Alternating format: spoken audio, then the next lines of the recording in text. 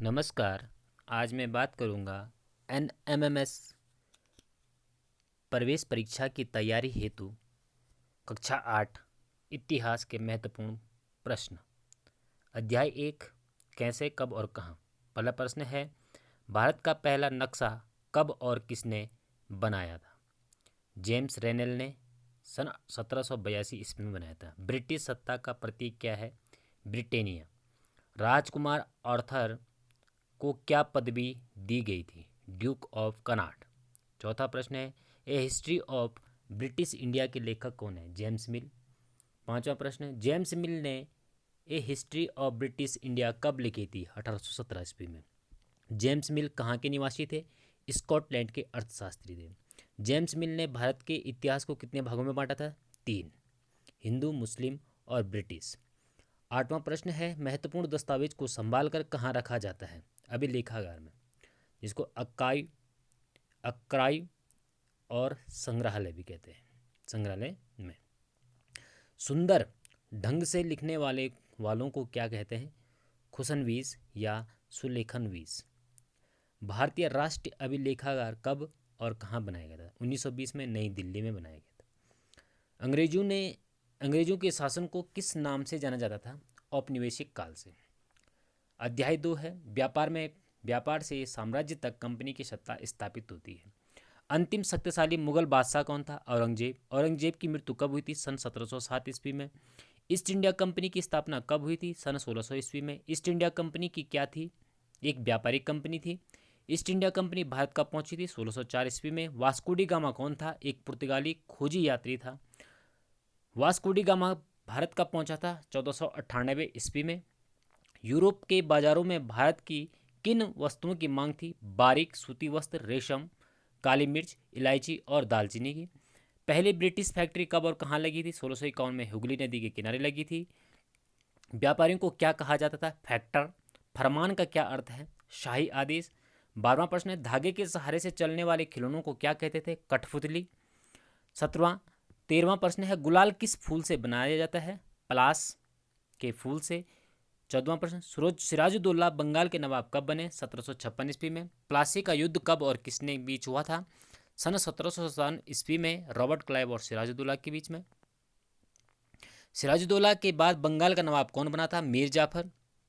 भारत में east India company की पहली बड़ी जीत कौन सी थी? प्लासी का युद्ध। बक्सर की लड़ाई कब और किसने लड़ी? सन 1764 ईस्वी में अंग्रेजों और मीर कासिम के बीच हुई थी। मीर जाफर की मृत्यु कब हुई? सन 1765 ईस्वी में।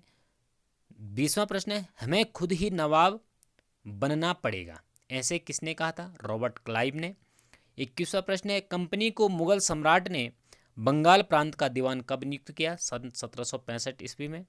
ब्रिटिश व्यापारी भारत से सामान किस चीज के बदले खरीदते थे? सोना और चांदी के बदले। भारत से ब्रिटेन लौटे अंग्रेजों को ब्रिटेन में क्या कहा जाता था? नवाब। रिचर्ड वेलेजली भारत को गवर्नर जनरल कब थे? सन 1798 से 1805 ईस्वी तक। सहायक संधि नीति किसने बनाई थी? रिचर्ड वेलेजली ने। भारतीय राजाओं के संरक्षण में रहने वाले अंग्रेज सेना को क्या कहा जाता है? सहायक सेना। शेर मैसूर किसे कहा जाता है? टीपू सुल्तान को। हैदर अली कहाँ का शासक था? मैसूर का, जिसने सन 1761 से सन 1782 ईस्वी तक राज किया। मैसूर के साथ अंग्रेजों के कितने युद्ध हुए थे? 4। पहला युद्ध 1767 से 69 में, दूसरा 80 से 84, तीसरा 90-92 और चौथा सन 1799 ईस्वी में। मैसूर की राजधानी कहाँ थी? श्रीरंगपट्टनम। हैदर अली से पहले मैसूर में किस राजवंश का शासन था? वोडियार राजवंश। मैसूर के राजसी झंडे पर किस जानवर की तस्वीर थी? शेर। राज्यमंडल का मुखिया क्या कहलाता है? था पेशवा। 34वां प्रश्न है, सालाबाई की संधि कब और किसके बीच हुई थी? अंग्रेज और मराठों के बीच में। 35वां प्रश्न है, दूसरा अंग्रेज मराठा युद्ध कब हुआ? 1803-1805 के बीच में हुआ था। तीसरा मराठा युद्ध कब? 1817 से 1819 ईस्वी तक। 37वां प्रश्न है, पेशवा को पुणे से हटाकर कहाँ भेजा गया? कानपुर के पास बिठूर में। लॉर्ड हेस्टिंग को भारत का गवर्नर जनरल कब बनाया गया?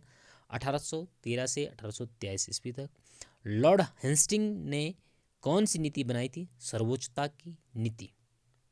रानी चेम्मन्ना कहाँ की शासिका थी? किट्टूर, कर्नाटक की। लॉर्ड डलहौजी भारत के गवर्नर जनरल कब थे? 1848 से 1856 तक। विलय जीती किसने शुरू की? लॉर्ड डलहौजी ने।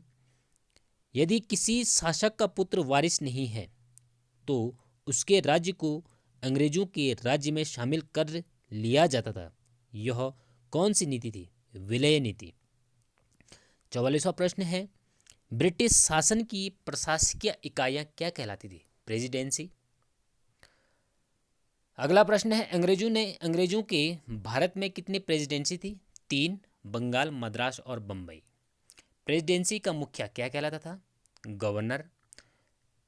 अगला प्रश्न है, गवर्नर के ऊपर प्रशासनिक मुखिया कौन होता था? गवर्नर जनरल होता था। भारत में न्याय व्यवस्था को शुरुआत किसने और कब की थी? वारेन हेस्टिंग ने सन 1772 ईस्वी में। हर जिले में कितनी अदालतें होती थी? 2, एक फौजदारी अदालत, 2 दीवानी, दूसरी है दीवानी अदालत। दीवानी अदालतों के मुखिया कौन होते थे? यूरोपीय जिला कलेक्ट्रेट होते थे। फौजदारी अदालतों के मुखिया कौन होते थे? काजी और मुफ्ती होते थे।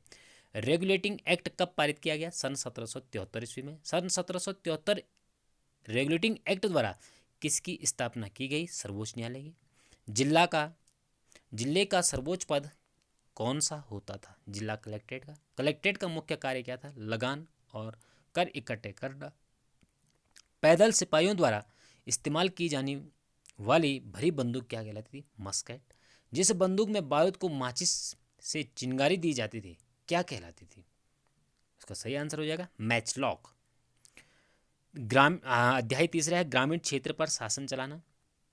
मुगल बादशाह ने ईस्ट इंडिया कंपनी को बंगाल का दीवान बनाया 12 अगस्त 1765 को। स्थायी बंदोबस्त लागू करवाने वाला गवर्नर जनरल चार्ल्स कॉर्नवालिस। स्थायी बंदोबस्त में राज्य इकट्ठा करने की जिम्मेदारी होती थी जिम्मेदार को। गांव या गांव का समूह कहलाता था महाल। महालवाड़ी बंदोबस्त में राजस्व इकट्ठा करने की जिम्मेदारी होती थी गांव के मुखिया की। महालवाड़ी व्यवस्था शुरू करने वाले व्यक्ति हॉल्ट मैकेंजी 1822 ईस्वी में। महालवाड़ी व्यवस्था सर्वप्रथम किस प्रेसिडेंसी ने शुरू किया? बंगाल प्रेसिडेंसी ने। रैयत का अर्थ है किसान।